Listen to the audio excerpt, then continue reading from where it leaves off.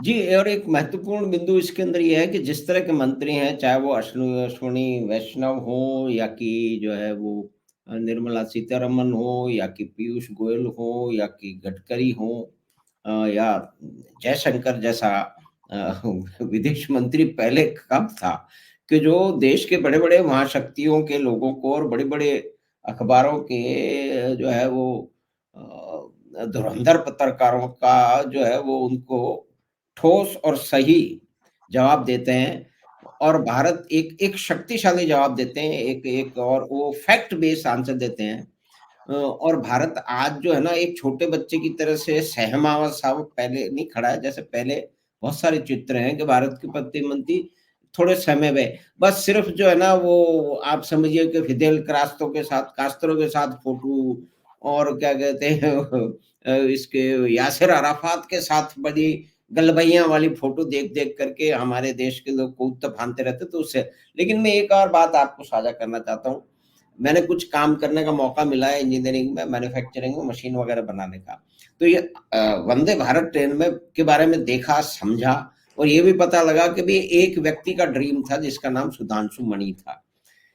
और ये इसके अंदर सीधा-सीधा इंटरवेंशन हाईएस्ट लेवल पे है जिसमें प्रधानमंत्री का भी रोल है कि ये वंदे भारत यहाँ पे बन पाई क्योंकि वंदे उसने सुधांशु मणि ने बहुत ही पहले एक ब्लूप्रिंट दे दिया था, रेलवे बोर्ड से परमिशन माँगी गई थी। लेकिन जिस तरह का कल्चर पब्लिक सेक्टर की बड़ी कंपनियों में रहा है, आप अच्छी तरह से जानते हैं कि वहाँ पे कोई भी चैलेंज लेने की कोई परिपाटी नहीं है क्योंकि उसमें सिर्फ उनके अफ़सर ही नहीं, उनके साथी भी उनको नष्ट करने में लग जाते हैं। जैसे माना जाता है कि सुधांशु मणि के साथ भी इस तरह का कुछ चल रहा है कि आपने फला परमिशन नहीं ली, आपने इतना बजट यूँ कर दिया। उन्होंने जो अचीव कर लिया वो एक अलग लेकिन उन पे कुछ चल रहा है, ऐसा सुनने में आया। तो ये एक इतनी बड़ी उपलब्धि है कि अब 400 वंदे भारत चलेंगी, अब स्लीपर कोच भी आ रही है, क्योंकि मशीन मॉडलिंग में मेरा थोड़ा अनुभव है। ये इतनी बड़ी उपलब्धि है, ये पहले अटेम्प्ट क्यों नहीं हुई? हम बचपन से एक ही तरह की गड़गड़ाती हुई हम ट्रेन उसकी हेवी-हेवी बोगी देखते चले आए हैं। इतनी स्लीक और एल्यूमीनियम और स्टेनलेस स्टील की बॉडी और अंदर का लेआउट वगैरह ये पहले क्यों नहीं बना? क्योंकि टैलेंट को कभी प्रमोट ही नहीं किया गया। टैलेंट को जब प्रमोट क्योंकि ये तो स्पेन, यूरोप से एक ट्रेन लेने के लिए रेलवे बोर्ड के लोग चले गए थे। जब प्रधानमंत्री ने सीधा सा पूछा कि हम क्यों नहीं बना सकते? तो ऐसा कुछ लोगों का बताना है जो कि उस मीटिंग में थे, उन्होंने कहीं न कहीं लोगों को उसमें करते हुए बोला है, साक्षात्कार में कहा है कि उन्होंने कहा भई उसमें कई प्रॉब्लम कहते हैं प्रॉब्लम सॉल्व कीजिए, इतना बड़ा लंबा अनुभव है आपको और ये इसकी ज़िम्मेदारी मैं लेता हूँ, गो अहेड जो आपको करना है करिए आप। Then that railway board chairman came out and called Sudhanshu Mani again कि हाँ, तुम बताओ क्या कर रहे थे? और वो उनके रिटायरमेंट होने के 18, 20 या 24 महीने बाकी थे और इसका नाम पहले ट्रेन 18 था क्योंकि इसको 18 महीने में कंप्लीट करना था। अब उसका डुप्लीकेशन चल रहा है, वो ट्रेन चल रही है और उसमें छोटी-मोटी जो भी एक नई मशीन आती है, तो उसमें कभी गाय टकरा गई, कभी उसका नोज जो है वो किसी एनिमल या अलग कोलिजन से डैमेज हो गया, उसपे कितनी हँसी मढ़ी गई।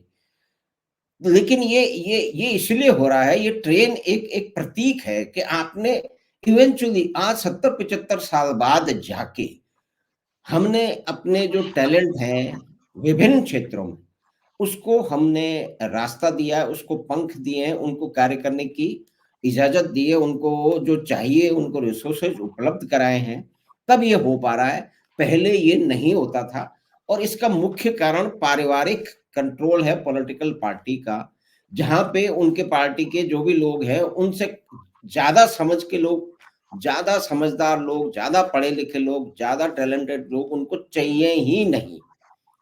तो ये एक बिल्कुल। मेरा अनुभव था वंदे भारत के बारे में जिसको मैं कई बार साझा करता रहता हूँ क्योंकि आई हैव अ स्पेसिफिक जिसको कहते हैं कि little bit of understanding about how these machines are made कितना ये कठिन काम है, कितना मुश्किल काम है। आज भी सुधांशु मणि भारत की ब्यूरोक्रेसी के कारण ऐसा सुना है? भगवान करे कि जल्दी उनको मुक्ति मिल जाए, कि वहाँ उनके साथियों ने, वहाँ के उनके क्लर्कों ने, वहाँ उनके अकाउंटेंटों ने उनके ऊपर कई तरह के आरोप लगा दिए, आपने ये परमिशन नहीं ली, आपने ये बजट ज़्यादा खर्च कर दिया वगैरह, वगैरह। तो ये भारत की, हाँ, आप भी समझते हैं। तो ये मैं आपसे साझा करना चाहता था, और इस ज़रिए जो भी मित्र लोग सुनेंगे उनको भी ये बात दोबारा होगी, पहले भी मैं कर चुका मोदी एक दूरदृष्टा है। आपने उनके कई निर्णय देखे होंगे, जैसे आप ये चंद्रयान की बात कर सकते हैं, मंगल यान की बात कर सकते हैं। तो मोदी एक दूरदृष्टा की दृष्टिकोण से हमेशा सोचते हैं। हूँ। इसलिए ये वंदे भारत या जो भी नए अभिनव प्रयोग आप देख रहे हैं, वो हुए हैं। तो ये हम मान सकते हैं कि जब कोई प्रतिभाशाली व्यक्ति ऐसा करता है तो बहुत सी बातें बदल जाती है। अब उन्होंने क्या किया कि जो परंपरागत राजनीतिक है, उनसे भी उन्होंने देखा कि उनमें किनमें योग्यता है, जैसे सीतारमन है, लेकिन साथ में उन्होंने ब्यूरोक्रेट्स भी, अधिकारी भी रखे, जैसे हरिंदर पुरी हैं, हुँ, या वैष्णव हैं, या राजीव चंद्रशेखर हैं, जी। जिनको ज्ञान है आईटी क्षेत्र का। तो देखिए, जब तक कोई ज्ञान का व्यक्ति किसी सक्षम पद पे नहीं होगा, तो वो कुछ अच्छा नहीं कर पाएगा। वो पिटी पिटाई राजनीतिक पंक्तियों पे कार्य करता रहेगा। तो मोदी ने ये बदला है, ज्ञान वाले लोगों को उन्होंने सामने लाया है, और जो परिवर्तन की बात आप कर रहे हैं वो इसी कारण है, और ये परंपरा रहनी चाहिए। जैसे मेरे को किसी ने बताया था कि यूएस में जब राष्ट्रपति बन जाता, तो वो जिस क्षेत्र के जो विशेषज्ञ होते हैं उन्हीं को अपने साथ काम करने के लिए रखते हैं। जी, जी। अब भारत में तो क्या था कि जिसको शिक्षा का ज्ञान नहीं वो शिक्षा मंत्री, जिसको कृषि का ज्ञान नहीं वो कृषि मंत्री, जिसको वित्त का ज्ञान नहीं वो वित्त मंत्री। तो इस तरह की एक परंपरा चलती थी, और सारे मंत्री पद राजनीतिक दृष्टिकोण से निर्धारित किए जाते थे। अब रेल मंत्री कौन बनेगा, तो बिहार का बनेगा। क्यों बनेगा? बिहार को बहुत सारी रेल देगा, उससे उसकी चुनावी संभावनाएं अच्छी होंगी। तो पहले चयन का आधार ये था। मोदी ने एक साहसिक पहल करके जो विशेषज्ञ उनको सामने लाया, और उसके कारण जो परिवर्तन आप बता रहे थे वो देखे जा रहे हैं। और आगे चल के भी मोदी ऐसा बहुत कार्य करेंगे, आप देखिएगा माधव। जी, जी। तो यही बात सामने लाने की थी कि जी टैलेंटेड जो लोग हैं, इतनी टैलेंटेड, वास्तव में टैलेंटेड, झूठे जो है वो किस्से घड़ के, झूठे महिमा मंडन करके, क्योंकि आपको तो मालूम ही है कि रघुराम राजन को रॉक स्टार, क्या कहते हैं वो, रिजर्व बैंक गवर्नर, अभी रॉक स्टार कहाँ से आ गया इसमें? मतलब पूरा मीडिया इस बात को स्थापित करने में लग गया था। तो वो ऐसे तो नहीं लगा होगा, उसके कुछ आइडियोलॉजिकल कारण है, कुछ और भी कारण रहे होंगे। उस रॉक स्टार ने अपने समय में ये नहीं देखा कि क्या परिवर्तन मुझे करने चाहिए, किस तरह से लोन दिए जा रहे थे। ये बात ज़रूर है कि उन्होंने कुछ क्या कहते हैं इन्वेस्टिगेशन शुरू करवाए, जो बाद में पता लगा कि सारे के सारे कित सारे बैंक, यानी कि पूरा का पूरा बैंकिंग सिस्टम देश का किस परिस्थिति में चला गया है कि आपको 100 करोड़ रुपया लोन चाहिए, आपको कहीं से फ़ोन करवाना है और आपको 100 करोड़ का लोन मिल जाएगा, एक मोटा हिस्सा, उसके बारे में मैं कह नहीं सकता, वो बड़ी विचित्र सी बातें हैं, क्योंकि कोई तथ्य नहीं है उसका, को उतना फलाने को दे दीजिए, और देते ही दे दीजिए, आपको दूसरी किस्त मिल जाएगी, यानी कि जैसे-जैसे किस्त मिलेगी उतना हिस्सा आप जो एक प्रभावशाली व्यक्ति को आप पहुँचाते रहें, और फिर बाद में आप डिफ़ॉल्ट कर जाएँ, फिर बाद में आप दोबारा अर्ज़ी लगाएँ, है ना?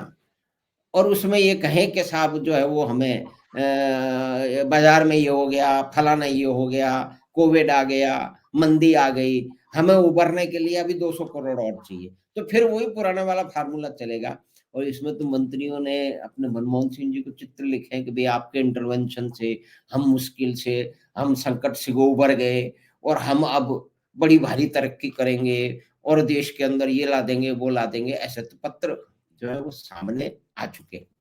तो अब इसमें अब ये बड़ी, हाँ, बोलिए शशांक। पहले की राजनीति ये थी कि झूठे लोग लुभावने वादे बोले जाओ, जैसे गरीबी हटाओ तो हर खेत को पानी, हर हाथ को काम, जैसे घिसे पीटे पीटे पिटाए नारे बोले जाते थे और कार्य कुछ नहीं होता था। क्योंकि कार्य अगर होता तो अभी जाके मोदी सरकार में क्यों कहा जा रहा है कि अत्यधिक गरीबी समाप्त कर दी गई है? पहले तो किसी के शासनकाल में ये बातें नहीं आई थी। तो वो राजनीति एक अपने परिवार को चलाने की, भ्रष्टाचार की, धन कमाने की राजनीति थी और जन सामान्य को झूठे सपने दिखाने की थी। लेकिन जब बातें सामने आई, तथ्य सामने आए, लोगों ने तथ्य रखने प्रारंभ किए, जब लोगों ने सुशासन का स्वाद चखा, राष्ट्र हित की सरकार कैसी होती है ये देखा, तो ये परिवर्तन आया। मोदी पहली बार चुनाव जीत के आए थे, तो अगर उन्होंने अच्छा नहीं किया तो दूसरी बार चुनाव कैसे जीते अधिक सीटों से? और इस बार क्यों लोग कह रहे हैं कि 400 सीटें भी हो जाएंगी? एक सर्वे तो आ ही गया 411 सीट तक का। तो राजनीति की पूरी दिशा मोदी ने बदल दी है। और कार्य करना किसको कहते हैं और सरकारें कैसे अच्छा कार्य करी, इसको उन्होंने सिद्धांत को स्थापित किया है, उस पर कार्य किया है। पहले क्या था, आप जिसको बिहार या उत्तर प्रदेश की राजनीति किस तरह से होती थी, आप उस समय के नेताओं के बयान देखिए, उनके कार्य देखिए और उनका बौद्धिक स्तर भी देखिए।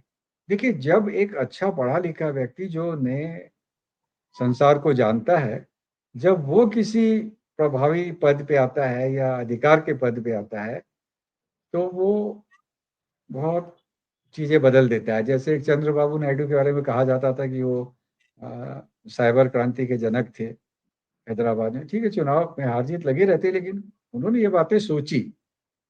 तो क्यों सोची? क्योंकि वो एक पढ़े लिखे राजनीतिक थे उस युग के। मनमोहन सिंह भी आप कह सकते हैं कि पढ़े लिखे थे, लेकिन वो दुष्चक्र में फंस गए थे, उनके पास अधिकार नहीं थे, सब जानते हैं। तो अधिकार के साथ या आप किसी को छूट दें, जैसे वैष्णव जी को किसी ने, मोदी ने कहा जाओ आप अच्छा करो रेल को, हरदीप पुरी जी को कहा कि आप एयरलाइन को अच्छा करो, निर्मला सीतारमण को कहा कि आप वित्त अच्छे से संभालो। तो जब जानकार व्यक्ति आएंगे तो वो अच्छा काम करेंगे। इसलिए सरकार का कार्य अच्छा हुआ है और देश की जनता को अच्छा लगा है। माधव जी। जी, आपने मनमोहन सिंह जी का नाम लिया, मनमोहन सिंह जी का नाम, लेकिन कुछ वास्तविकताएँ भी हैं उनके साथ में। क्योंकि वो 1970 के बाद में लगातार उसके बीच में से वो वित्त मंत्रालय में, आरबीआई में कहीं न कहीं किसी न किसी महत्वपूर्ण भूमिका में वो रहे हैं। रिज़र्व बैंक के उसके बोर्ड के मेंबर भी रहे, फिर गवर्नर भी रहे और फिर बाद में वित्त मंत्री भी रहे और आगे जाके फिर प्रधानमंत्री भी रहे। लेकिन ये वो दौर था जबकि वो वहाँ बैठे थे, चीन में आमूलचूल परिवर्तन हो रहा था। चीन माओ की मृत्यु के बाद में सोशलिज्म या कि समझो कि वामपंथ के सारे कचरे को उठा के उसने पीले समुद्र में फेंक दिया था और देंग निकल पड़े पूरी दुनिया में ये सोचने समझने के लिए, सीखने के लिए कि भई ये वेस्ट वाले लोग जो है, ये वेस्टर्न डेमोक्रेसी है, ये कि ये देश है, पश्चिमी देश हैं, ये किस तरह से कार्य करते हैं, किस तरह से निर्णय लेते हैं, क्या फाइनेंशियल स्ट्रक्चर है। और आप से समझ लीजिए कि 30-40 साल में चीन जो है 70 में जाके भारत की और चीन की जीडीपी वगैरह करीब-करीब पर कैपिटा इनकम करीब-करीब आस-पास ही बराबर-बराबर ही थी।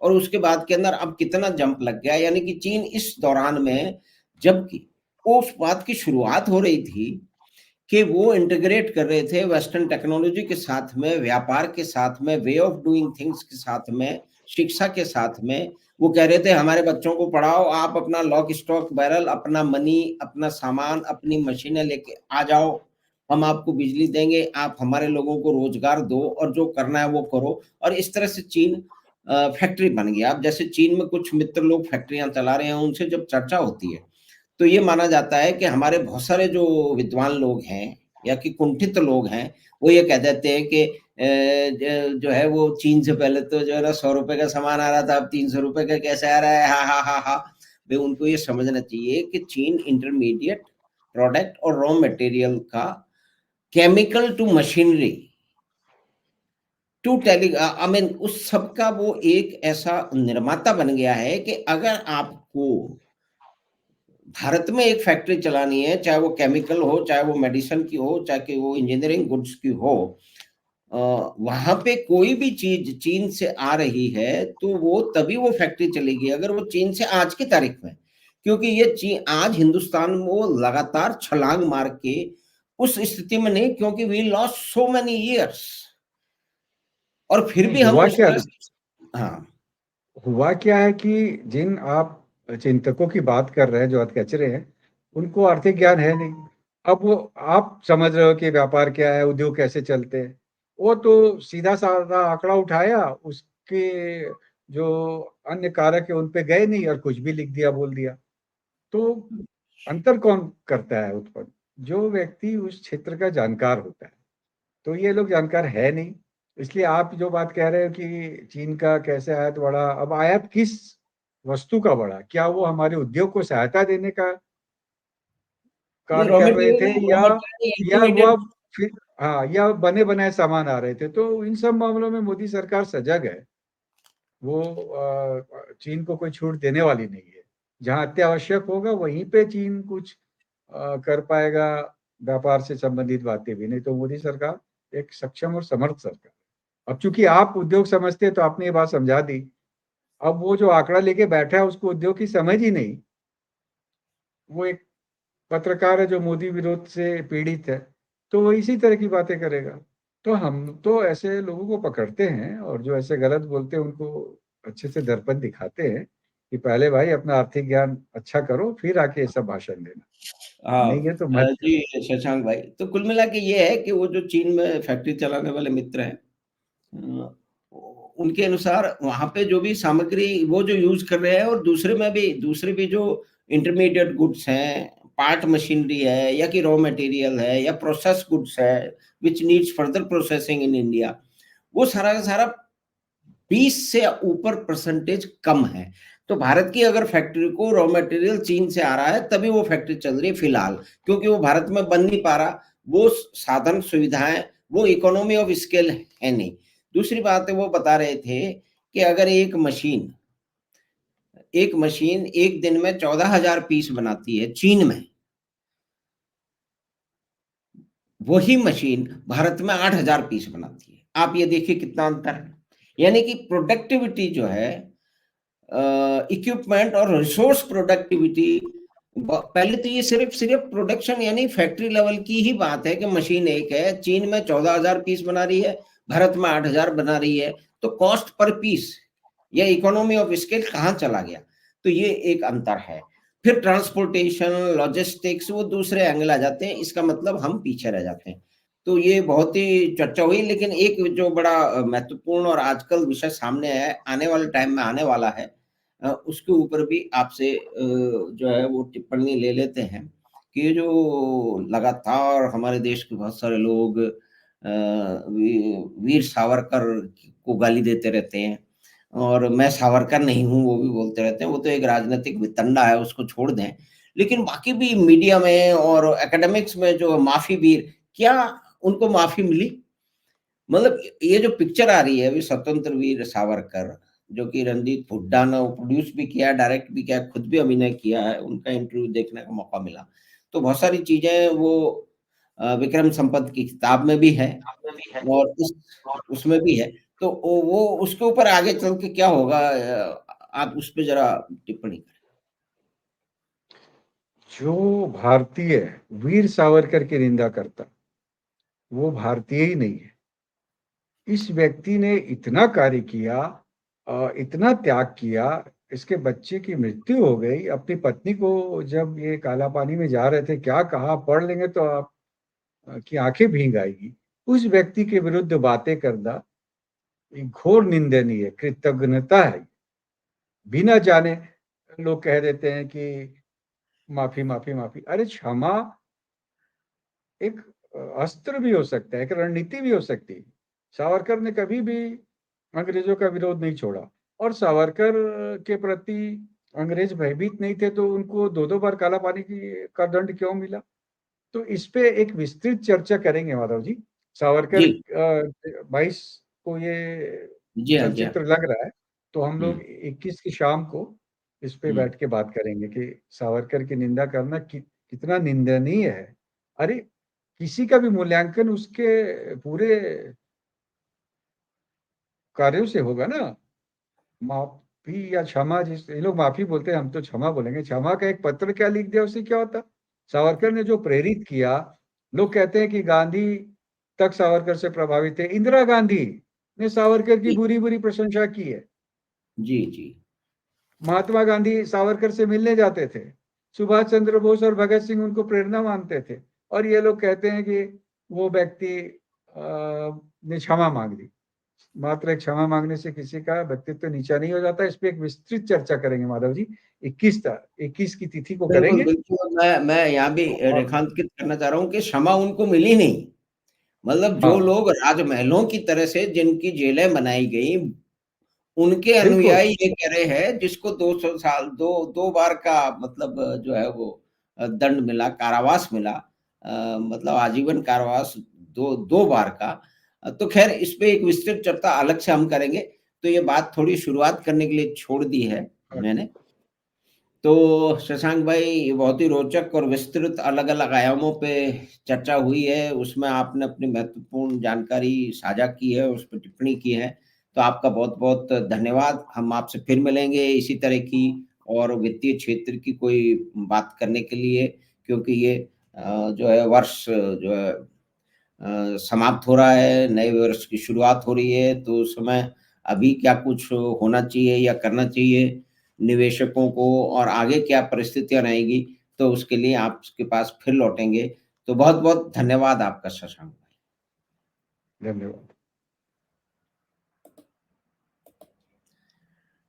तो हमने बातचीत की जाने-माने वित्तीय विशेषज्ञ और राजनीतिक टिप्पणीकार श्री शशांक भारद्वाज से, जो कि आगे के चुनावों की परिस्थितियों में, उसमें आउटकम में और जिस तरह की परिस्थितियाँ राजनीतिक विभिन्न क्षेत्रों में बन रही हैं, झारखंड में है और दक्षिण में बन रही हैं, और किस तरह से ट्रांसफ़ॉर्मेशन जो है वो हो रहा है, किस तरह से टैलेंट को, यानी कि क्षमता और निपुणता को और कौशल को जो है वो सामने लाया जा रहा है। चाहे वो रेल मंत्री हो, अश्विनी वैष्णव हो, जयशंकर हो, निर्मला सीतारमण हो, गडकरी साहब हों, जो है और दूसरे कई सारे मंत्री हैं, वो हों, राजीव चंद्रशेखर हों, पीयूष गोयल हों। तो इस पे हमने चर्चा की, तो हमें आशा है कि ये बातचीत आपको पसंद आई होगी, तो हम आपसे फिर मिलेंगे बात-पचीसी की अगली बात में। धन्यवाद, नमस्कार।